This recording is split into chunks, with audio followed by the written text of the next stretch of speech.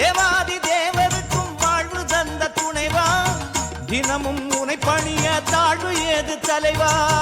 தினமும் உனை பணிய தாழ்வு ஏது தலைவா கந்த சக்தி விரதம் கொண்டால் கண்ணு முன்னே தோற்றம் கொள்வாய் கந்த சக்தி விரதம் கொண்டால் கண்ணு முன்னே தோற்றம் கொள்வாய் கேட்போமே உன்னிடத்தில் நல்ல வரங்களே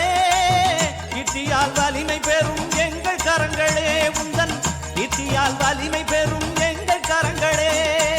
செந்தூரில் கோயில் கொண்ட